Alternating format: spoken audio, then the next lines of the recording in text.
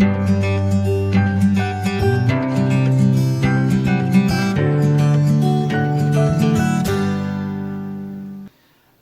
वालेकुम students, welcome back again. बड़े अरसे के बाद आज फिर मुलाकात हो रही है। आज टॉपिक लाया हूँ सेलुलर रिस्पायरेशन। बायोएनर्जेटिक में हमने उसका एक हिस्सा पढ़ा, वो था फोटोसिंथेसिस, जिसमें ग्लूकोज बना था।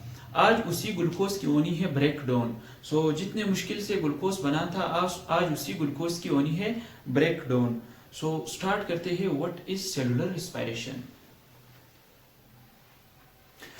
सेलुलर रिस्पायरेशन के दो इकसाम है, on the basis of availability of oxygen.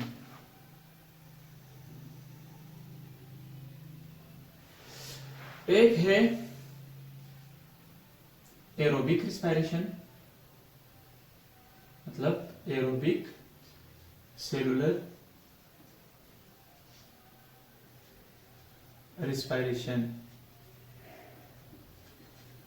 और दूसरा है एरोबिक सेलुलर रिस्पायरेशन। यानी अगर ऑक्सीजन अवेलेबल था तो ये वाला फेज होगा, अगर ऑक्सीजन अनअवेलेबल था यानी ऑक्सीजन नहीं थी तो फिर एरोबिक पाथवे होगी। सो जो हम आमतौर पर correct cycle, electron transport chain, glycolysis, oxidation of pyruvate, ये जो 4 स्टेप्स हम पढ़ते हैं वो इसके होते हैं, इसके नहीं होते। सो जो हम इधर डिटेल से पढ़ते हैं, ये 4 स्टेप, वो एरोबिक सेलुलर रिस्पायरेशन होता है। ठीक है, अभी इधर लिखूंगा प्रेजेंस ऑफ ऑक्सीजन, यानी ऑक्सीजन की मौजूदगी में जो पाथवे होती है उसको कहते हैं एरोबिक सेलुलर रिस्पायरेशन। और इधर एब्सेंस ऑफ ऑक्सीजन, इधर कंप्लीट ब्रेकडाउन ऑफ ऑक्सीजन होती है, इधर कंप्लीट ब्रेकडाउन ऑफ ऑक्सीजन। यानी सेलुलर रिस्पायरेशन के जो 4 स्टेप्स है वो एरोबिक रिस्पायरेशन में फॉलो होते हैं, और इधर इनकम्प्लीट ब्रेकडाउन ऑफ ऑक्सीजन होती है, इनकम्प्लीट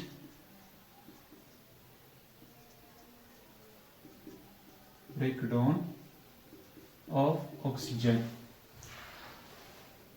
यहां पे 36 ATPs आर फॉर्म्ड, और यहां पे ओनली 2 ATPs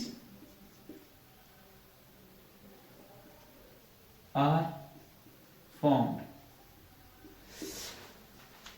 इधर ग्लाइकोलाइसिस जब होती है तो पायरुवेट बनता है, और पायरुवेट की डायरेक्ट होती है रिडक्शन। सो सिर्फ जो ग्लाइकोलाइसिस वाले स्टेप में 2 ATP बने थे, बस वही 2 ATPs कंसिडर होते हैं इधर। और यहाँ पे चूंकि बाकी स्टेप्स भी होते हैं तो यहाँ पे टोटल 36 ATPs बनते हैं। तो सबसे पहले हम पढ़ेंगे एरोबिक सेलुलर रिस्पायरेशन। इसको स्टार्ट करने से पहले सबसे पहले इधर मैं लिखूंगा रिस्पायरेशन।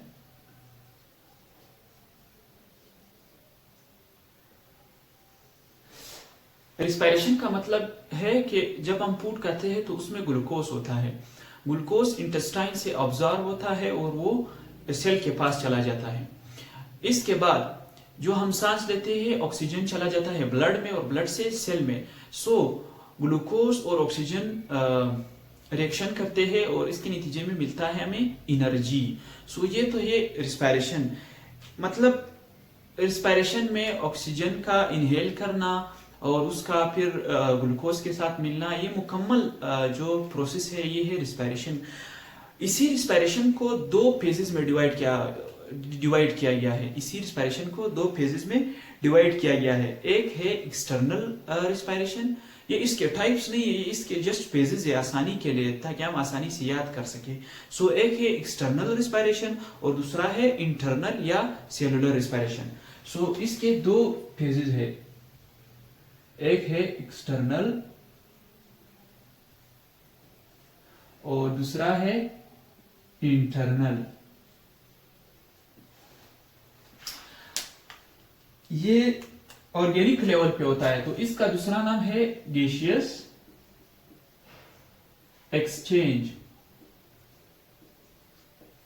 या वेंटिलेशन भी बोल सकते हैं। और ये चूंकि सेलुलर लेवल पे है तो इसको हम कहते हैं cellular respiration. Cellular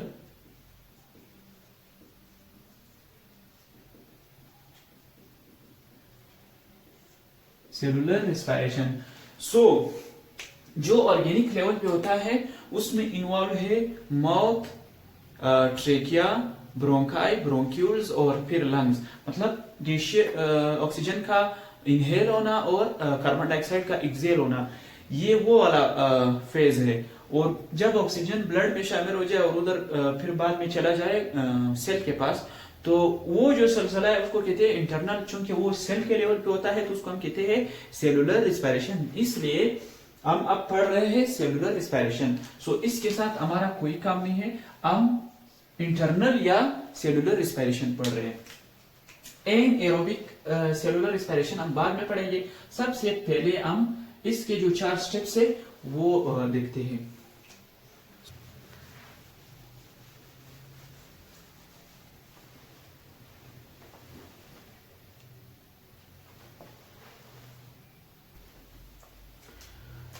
There are 4 steps of aerobic cellular respiration.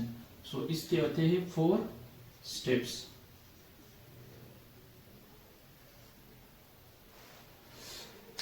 Number 1,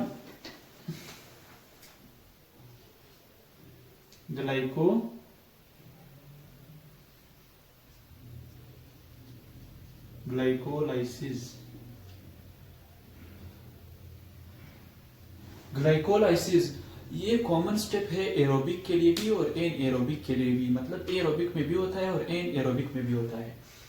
यहाँ पे क्या होता है, यहाँ पे जो ग्लूकोज है, मतलब ग्लाइको मतलब ग्लूकोज, लाइसिस मतलब ब्रेकडाउन, ये मुख्तलिफ स्टेप से गुजर कर इससे बन जाता है पायरुवेट। ये जो ग्लूकोज है ये 6 कार्बन कंपाउंड है। ये एक 6 कार्बन कंपाउंड कन्वर्ट हो जाता है 2 3 कार्बन कंपाउंड में, यानी 2 पायरुवेट्स में। सो इस प्रोसेस का नाम है ग्लाइकोलाइसिस। जो दूसरा स्टेप है, इसके जो स्टेजेस है और फिर उसके जो स्टेप्स है वो हम पढ़ेंगे। इसके 2 स्टेजेस है, एक है प्रेपरेटरी फेज और दूसरा है ऑक्सीडेटिव फेज। सो एक दफा सारा जो रिस्पायरेशन है उसको सीक्वेंस से देखते हैं, क्योंकि अगर मैं प्रिपरेटरी फेज और ऑक्सीडेटिव फेज अभी पढ़ाऊंगा तो वो कॉम्प्लेक्स हो जाएगा। सबसे पहले हम इसका एक सीक्वेंस देखते हैं कि सेलुलर रिस्पायरेशन क्या है, total cellular respiration.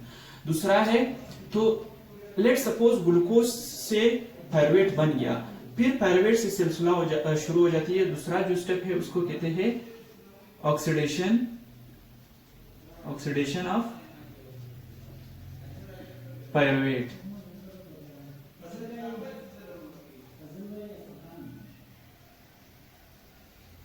Oxidation of pyruvate, ये जो पायरुवेट है ये कन्वर्ट हो जाता है एक दूसरे कंपाउंड में। उस कंपाउंड का नाम है एसिटाइल CoA। सो जो पायरुवेट आया था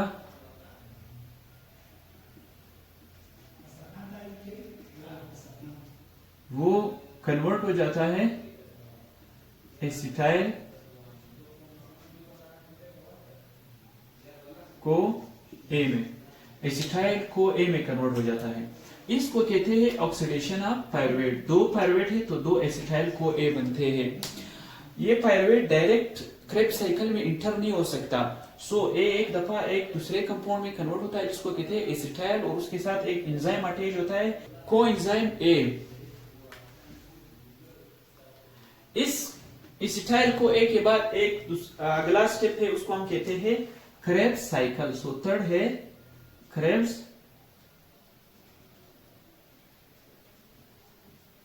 साइकिल।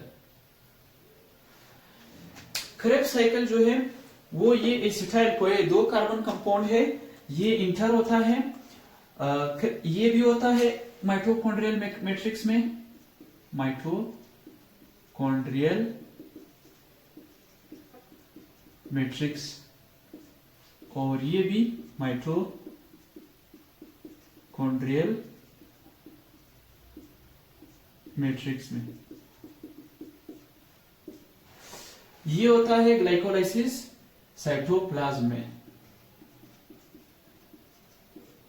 ये साइटोप्लाज्म में होता है और ये माइटोकॉन्ड्रियल मैट्रिक्स में होती है। सो पायरुवेट इंटर होता है माइटोकॉन्ड्रिया में, माइटोकॉन्ड्रिया में होती है उसकी ऑक्सीडेशन, एसिटाइल को ए बन जाता है, एसिटाइल को ए फिर क्रेब्स साइकिल में इंटर होता है। सो ये इस तरह का एक साइकिल है, ये इस तरह का एक साइकिल है।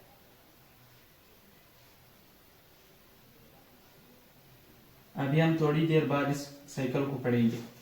इस क्रेब्स साइकिल में एसिटाइल को ए इंटर होती है और उससे बनता है इसके जो प्रोडक्ट्स है, एक है एटीपी, दूसरा है NADH और थर्ड है FADH2। सो 2 ATPs बनते हैं, 6 NADH बनते हैं और 2 FADH बनते हैं। सो ये 3 चीजें बनते हैं। एटीपी के साथ अभी में हमारे कोई काम नहीं है क्योंकि एटीपी ग्लाइकोलाइसिस में भी बने थे। तो ये जो 2 है, ये प्रोडक्ट्स फिर वापस यूज होते हैं इलेक्ट्रॉन ट्रांसपोर्ट चेन में। सो ये जो 2 प्रोडक्ट है, ये इधर से फिर इलेक्ट्रॉन ट्रांसपोर्ट चेन का सिलसिला शुरू होता है। So the fourth step is electron transport chain, electron transport chain.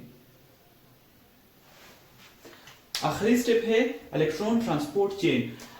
इधर फिर कुछ कॉम्प्लेक्सेस होते हैं, कुछ कॉम्प्लेक्सेस होते हैं। ये जो NADH और FADH है, ये अपना इलेक्ट्रॉन दे देता है और वो इलेक्ट्रॉन उस कॉम्प्लेक्सेस से गुजरकर एनर्जी रिलीज करता है, और जब एनर्जी रिलीज करता है तो NADH और FADH इनसे ATPs बनते हैं, ATP। ये NADH और FADH ये इलेक्ट्रॉन ट्रांसपोर्ट चेन हम अगले नेक्स्ट लेक्चर में पढ़ेंगे। कीमोस्मोसिस और इलेक्ट्रॉन ट्रांसपोर्ट चेन वो हम नेक्स्ट लेक्चर में पढ़ेंगे। आज हम यहां तक क्रेब्स साइकिल तक पढ़ेंगे। ये NADH अभी मैं सिर्फ आपको आइडिया दे रहा हूं, ठीक है। FADH और NADH जो है ये इसको अपना इलेक्ट्रॉन देते हैं और इलेक्ट्रॉन इस प्रोटीन चेन में गुजरकर एनर्जी रिलीज करता है, और इसकी वजह से ये जो हाइड्रोजन है ये पंप होते हैं मैट्रिक्स से इंटर मेम्ब्रेन स्पेस में, और फिर बाद में कीमोस्मोसिस के जरिए उससे बनता है एटीपी। सो ये तो हम बाद में देखेंगे।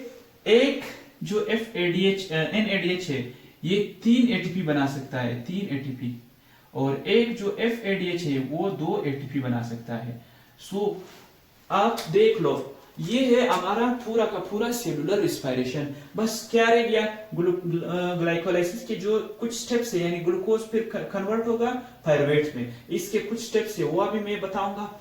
और oxidation of pyruvate acetyl CoA में किस तरह कन्वर्ट होता है वो मैं बताऊंगा।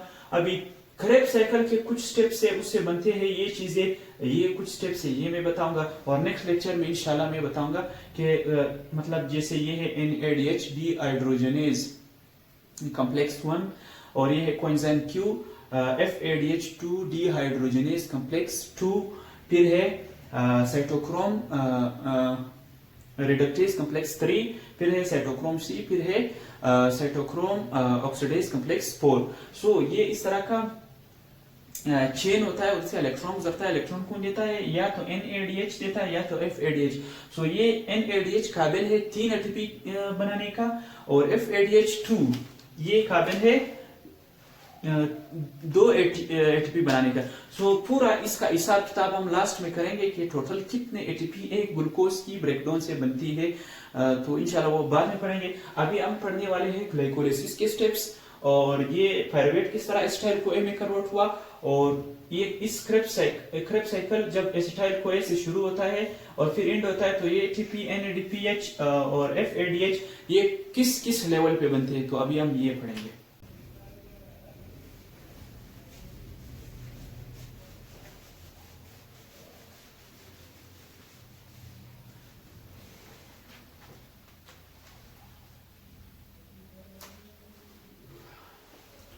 सो चार स्टेप्स है, सबसे पहला स्टेप उसको हम डिटेल से पढ़ेंगे, ग्लाइकोलाइसिस, फिर है ऑक्सीडेशन ऑफ पायरुवेट, और फिर है क्रेब्स साइकिल। ये तीन हम आज पढ़ेंगे, इलेक्ट्रॉन ट्रांसपोर्ट चेन और कीमोस्मोसिस, इसको मिला के इंशाल्लाह नेक्स्ट लेक्चर में पढ़ेंगे। सो इधर मैं लिखूंगा जो जनरल रिएक्शन है रेस्पिरेशन का, ग्लूकोज ऑक्सीजन से मिलता है और कार्बन डाइऑक्साइड H2O और साथ में एनर्जी रिलीज होती है, energy in the form of ATP। अगर प्रोकैरियोट हो सो फिर 38 ATPs,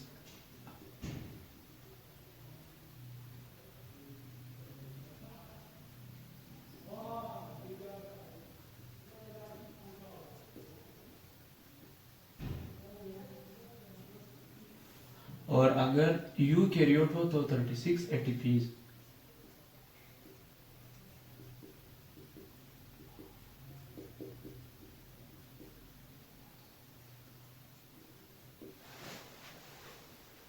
ATPs क्यों बनती है प्रोकैरियोट में और यूकैरियोट में 36 क्यों बनती है वो बाद में बताऊंगा। यहाँ पे एंजाइम की नीड होती है, एंजाइम। सो जो पहला स्टेप था वो था ग्लाइकोलाइसिस। सो ग्लाइकोलाइसिस को हम डिटेल से पढ़ रहे हैं। First step was glycolysis.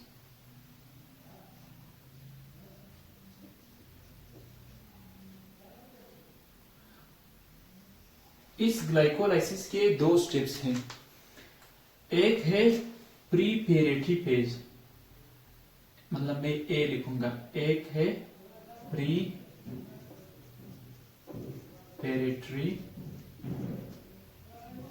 Phase,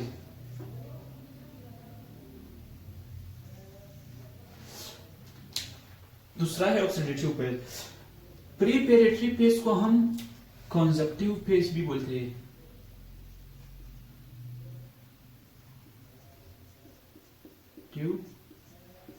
phase क्योंकि यहाँ पे 2 ATP यूज होते हैं, 2 ATP यूज होते हैं यहाँ पे, इसलिए इसको कंजक्टिव फेज भी बोलते हैं। सबसे पहले स्टार्ट होती है ग्लूकोज से।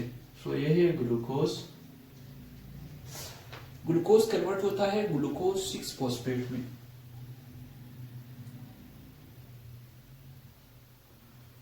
ग्लूकोज 6 फॉस्फेट में, ग्लूकोज 6 फॉस्फेट में किस तरह कन्वर्ट हुआ, एक ATP आती है, वो अपना फॉस्फेट देकर ADP में कन्वर्ट होती है, और वो फॉस्फेट ग्लूकोज ले लेता है तो ग्लूकोज 6 फॉस्फेट बन जाता है। ग्लूकोज 6 फॉस्फेट बनने के बाद इसका आइसोमर बनता है फ्रक्टोज 6 फॉस्फेट। फ्रक्टोज 6 फॉस्फेट के बाद फ्रक्टोज 6 फॉस्फेट के बाद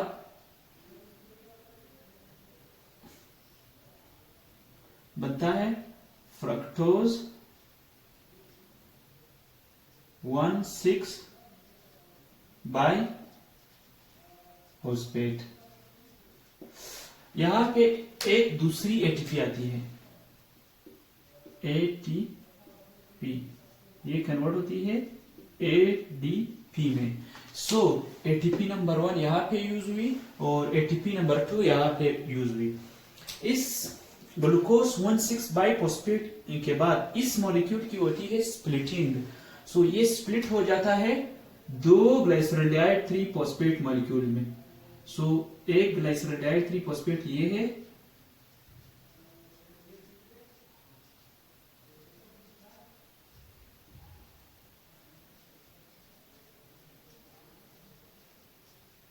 इसको हम शॉर्ट फॉर्म में लिखते हैं G3P, और दूसरा ग्लाइसरॉल्डिहाइड 3 फॉस्फेट ये है।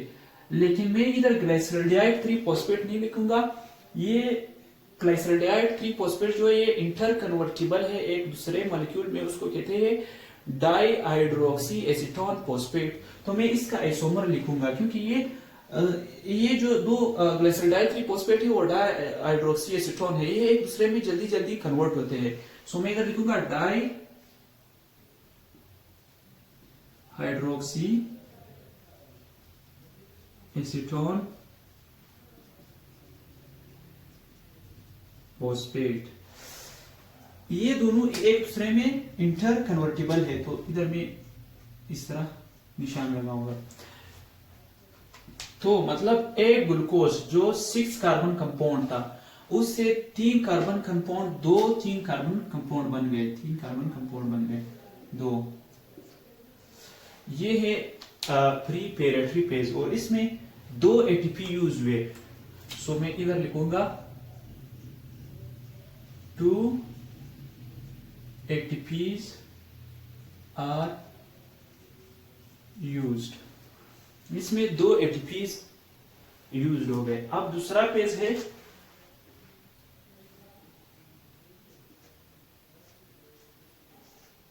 Oxidative phase. जो दूसरा फेज है उसको कहते हैं ऑक्सीडेटिव फेज। इस ऑक्सीडेटिव फेज को पे ऑफ फेज बोलते हैं, पे ऑफ फेज,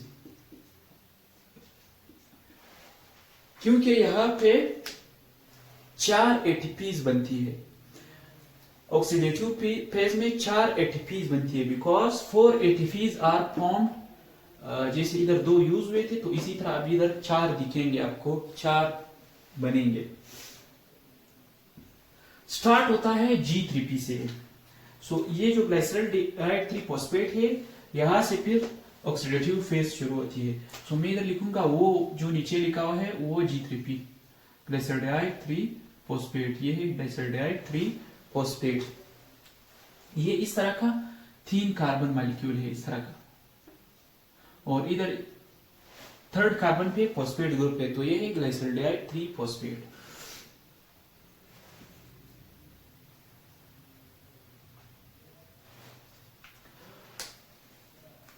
सबसे पहले ये जो ग्लाइसरॉल्डिहाइड 3 फॉस्फेट है ये ऑक्सीडाइज हो जाता है, NAD आती है और NAD से बनता है NADH। सो सबसे पहले ये ऑक्सीडाइज हुआ और इसे बना NADH और एक फॉस्फेट आ जाता है,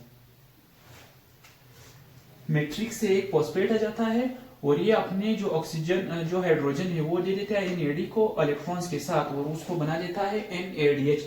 ये है कोएंजाइम का nicotinamide adenine dinucleotide का ऑक्सीडाइज्ड फॉर्म, और अब इसकी आ गई रिड्यूस्ड फॉर्म।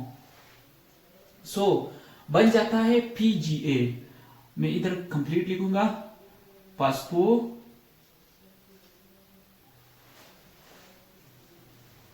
एक फॉस्फेट भी आया है तो 1,3 बाय फॉस्फो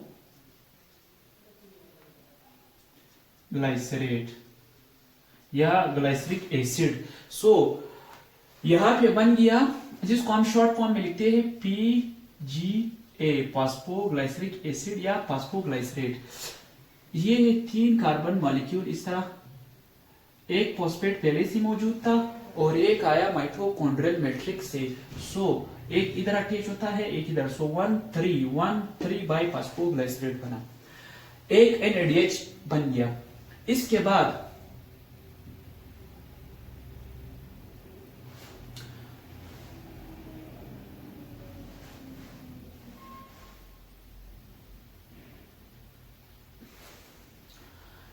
बाद ये एक इनऑर्गेनिक फॉस्फेट वापस निकल जाता है। सो बन जाता है 3PGA, यानी मैं इधर लिखूंगा 3 फॉस्फोग्लाइसरिक एसिड, मतलब मैं इसका शॉर्ट फॉर्म लिख रहा हूं। ये कार्बन नंबर 1 पे जो फॉस्फेट था वो निकल जाता है और सिर्फ 3 पे रह जाता है। सो 3PGA 3 फॉस्फोग्लाइसरिक एसिड बच जाता है। यहाँ पे बनता है एक एटीपी। सो एडीपी आती है और वो जो इनऑर्गेनिक फॉस्फेट है वो ले लेती है और उसे बन जाता है एटीपी। इसके बाद 3-फॉस्फोग्लाइसरिक एसिड से एक और कंपाउंड बनता है, सिर्फ इसका आइसोमर 2PGA। मतलब इधर कार्बन 3 पे, इस तरह कार्बन 3 पे फॉस्फेट था, ये आ जाता है कार्बन 2 पे, इधर कार्बन नंबर 2 पे फॉस्फेट आ गया। सो इसको कहते हैं 2PGA। इसके बाद इस 2-फॉस्फोग्लाइसरिक एसिड से मैं इधर लिखूंगा 2PGA। ये कन्वर्ट होता है एक और मॉलिक्यूल में, उसको हम कहते हैं फॉस्फो इनोल पायरुवेट। एक और कंपाउंड बन जाता है, उसको हम कहते हैं फॉस्फो इनोल पायरुवेट। सो किस तरह बनता है, इधर से एक H2O मॉलिक्यूल रिलीज हो जाता है, H2O मॉलिक्यूल रिलीज हो जाता है और एक और कंपाउंड बनता है, उसको कहते हैं फॉस्फो इनोल पायरुवेट। और इस फॉस्फो इनोल पायरुवेट से ये फॉस्फेट फिर निकल जाता है और बन जाता है पायरुवेट।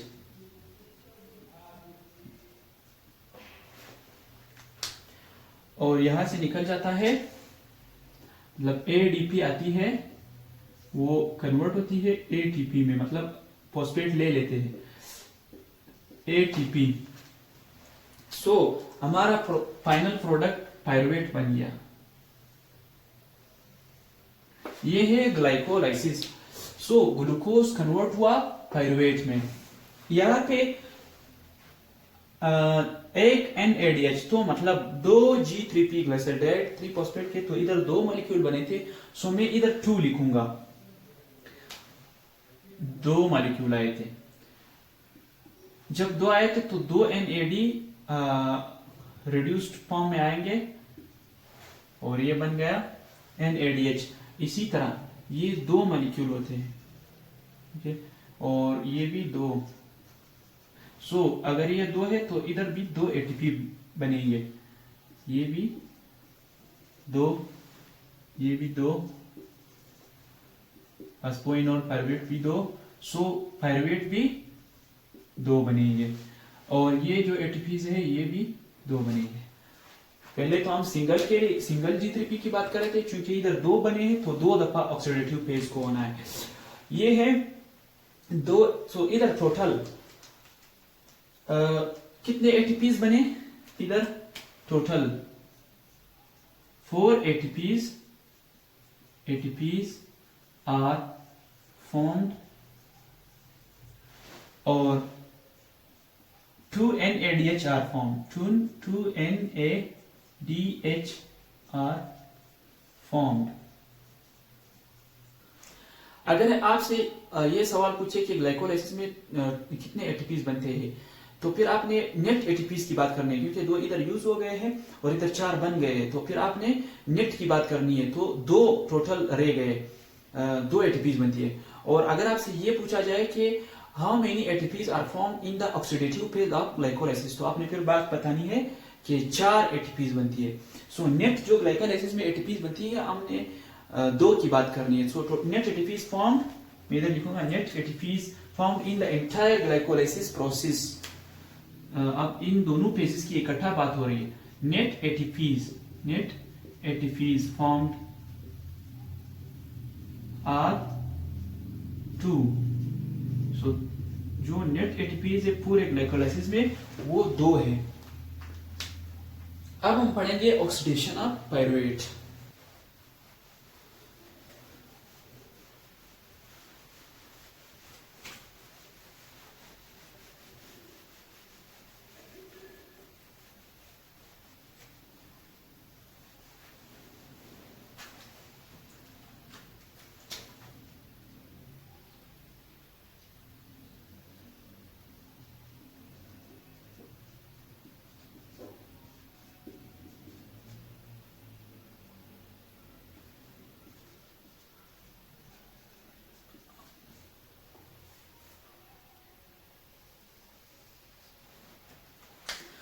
पायरुवेट जब माइटोकॉन्ड्रिया में इंटर होता है, सो माइटोकॉन्ड्रियल मैट्रिक्स में एक रिएक्शन होता है जिसको हम कहते हैं लिंक रिएक्शन या oxidation of pyruvate. So this reaction is also known as link reaction.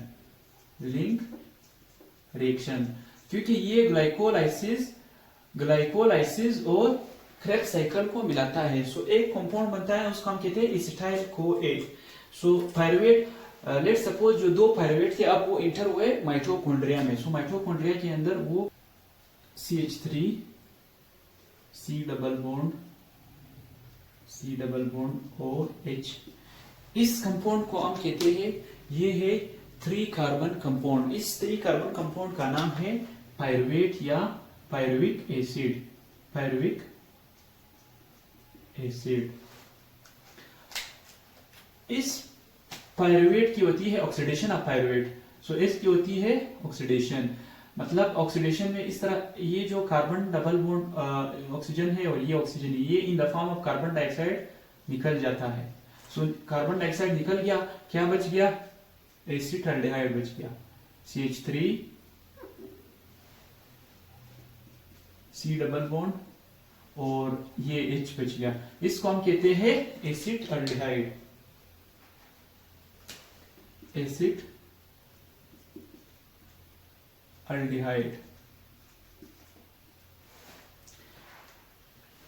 इसके बाद एसिटाल्डिहाइड की होती है रिडक्शन, सॉरी ऑक्सीडेशन.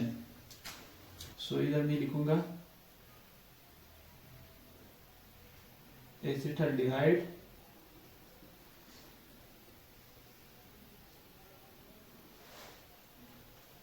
ये कन्वर्ट होता है एसिटाइल में. ये है एसिटाइल. ये जो हाइड्रोजन है ये निकल जाता है NAD, बल्कि मैं इधर लिखूंगा ग्रीन से NAD. ये कन्वर्ट होती है NADH, मतलब ये हाइड्रोजन और इलेक्ट्रॉन लेकर NADH में कन्वर्ट होती है, NADH. और ये है एसिटाइल. सो ये थी एसिटाल्डिहाइड, ये है एसिटाइल. इसका हाइड्रोजन निकल गया, हाइड्रोजन ले लिया NAD ने, तो ये बच गया एसिटाइल. अब इस एसिटाइल की होनी है ऑक्सीडेशन. अब इस एसिटाइल के साथ ऐड होगी कोएंजाइम A. सो जो कोएंजाइम A वो ऐड हो जाती है और बन जाता है CH3 C double bond acetyl और इधर CoA अटैच होती है. तो ये अब बन गया एसिटाइल CoA. इसका नाम है एसिटाइल CoA. ये एसिटाइल CoA अब इंटर होती है क्रेब्स साइकिल. तो मैं इधर लिखूंगा Krebs cycle. Third step Krebs cycle. Krebs cycle को हम ट्राई कार्बोक्सिलिक एसिड साइकिल भी बोलते हैं और सिट्रिक एसिड साइकिल भी बोलते हैं. सो मैं इधर मैं लिखूंगा TCA साइकिल, TCA या CA साइकिल. हम इसको TCA ट्राई कार्बोक्सिलिक एसिड या सिट्रिक एसिड साइकिल भी बोलते हैं. दो नाम ये है और क्रेब्स साइकिल भी बोलते हैं. क्यों बोलते हैं वो नाम मैं साइकिल में बताऊंगा. सबसे पहले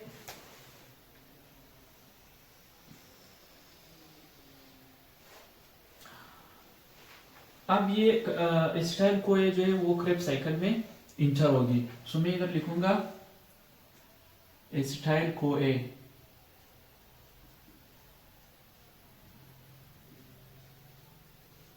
ये है एसिटाइल CoA.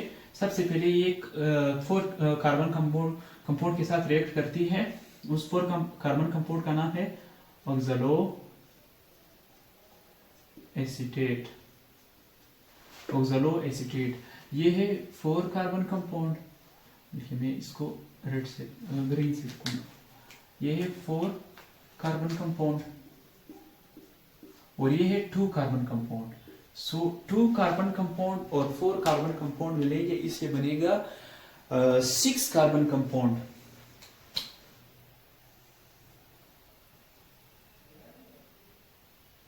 इस 6 कार्बन कंपाउंड का नाम है सिट्रेट।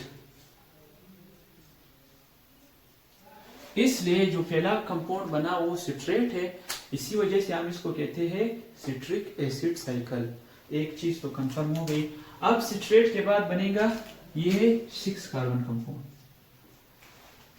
सिट्रेट के बाद बनेगा सिस एकोनिटेट।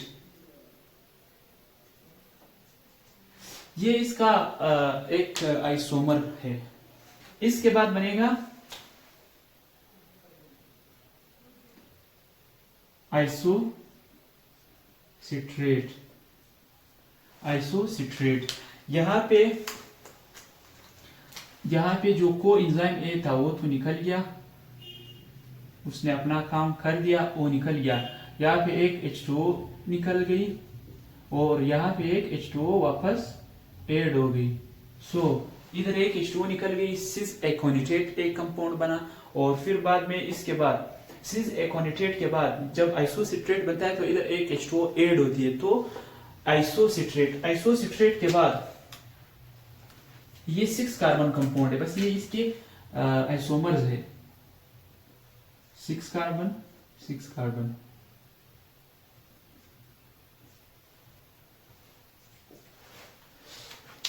इसके बाद बनेगा एक और कंपाउंड। इस कंपाउंड का नाम है alpha keto glutarate. Alpha keto glutarate. इस इधर होती है डी कार्बोक्सिलेशन, एक कार्बन डाइऑक्साइड निकल जाता है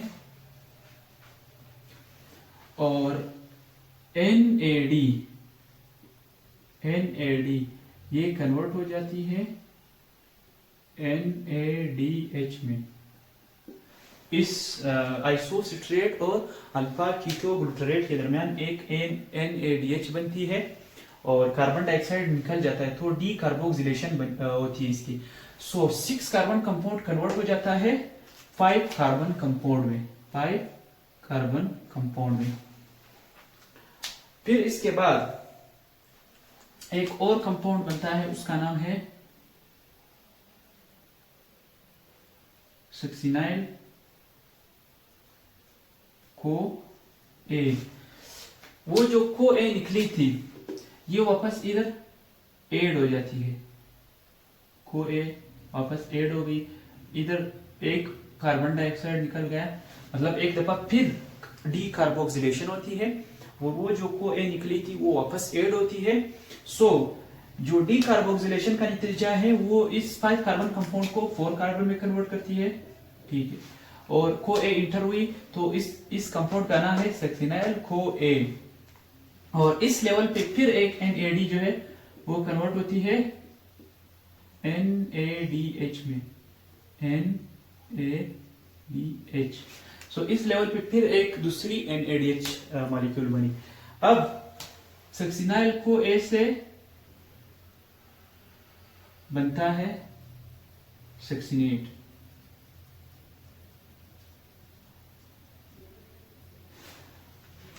ये सक्सिनेट इस तरह बना के जो को ए है वो निकल गई वापस, और इस लेवल पे रिलीज होती है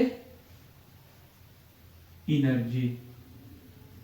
सक्सिनाइल को ए से जब सक्सिनेट बनता है तो इस लेवल पे एनर्जी रिलीज होती है।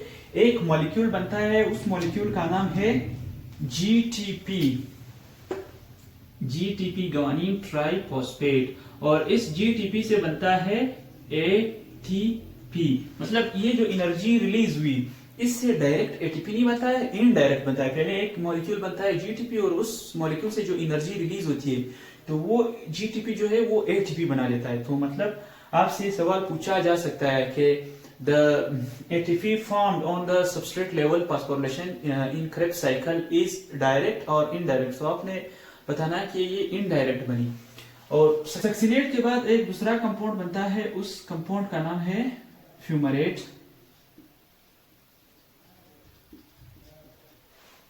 इस लेवल पे A16 ऑक्सीडाइज होता है और FAD को कन्वर्ट करता है FADH2 में, FADH2 में। सो इस लेवल पे FADH2 बनती है। इसके बाद मेलेट बनता है,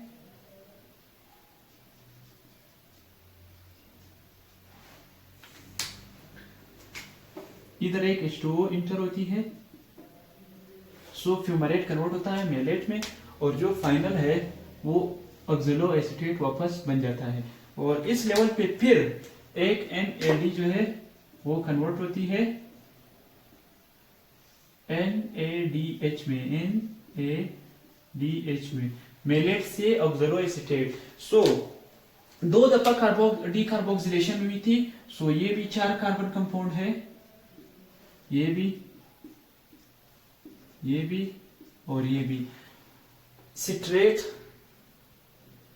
अल्फा कीटो ग्लूटरेट, और उसके बाद 4 कार्बन कंपाउंड 6 COA। सो 6 कार्बन कंपाउंड, 5 कार्बन कंपाउंड और 4 कार्बन कंपाउंड। 3 कार्बन कंपाउंड नजर आ गए, इसलिए इसको कहते हैं ट्राई कार्बोक्सिलिक एसिड साइकिल।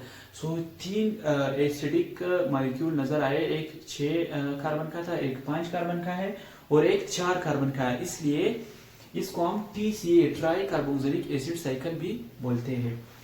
अब हम गिनेंगे कि कितने NADH बने और कितने FAD बने और कितने ATPs बने। सो सबसे पहले ये एसिटाइल CoA, तो एक पायरुवेट से एक acetyl CoA, 2 acetyl co 2 pyruvate से 2 एसिटाइल CoA बनेंगे। सो ये 2। सो अगर ये 2 है तो साइकिल 2 दफा होनी है साइकिल को, तो ये भी 2 बनेंगे, और कार्बन डाइऑक्साइड भी निकलेंगे 2, इधर भी 2।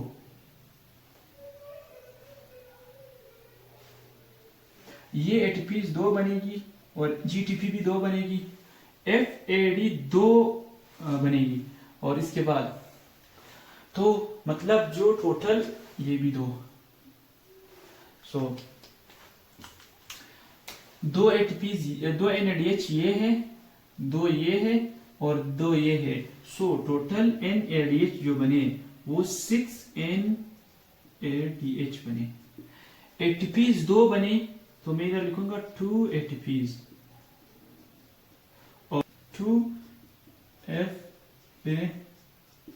FADH2, 2 FADH बने।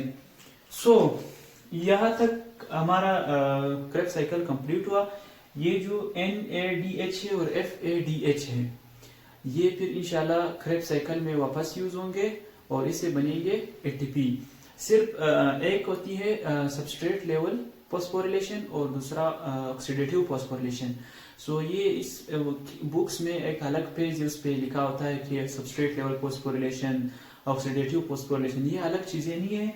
ये जो 2 ATP ये है और 2 ग्लाइकोलाइसिस वाले रिएक्शन में बने थे, वीडियो को पीछे करो, उसमें 2 ATPs उधर बने थे, मैंने जो बताया कि नेट ATP ग्लाइकोलाइसिस में बनती है 2।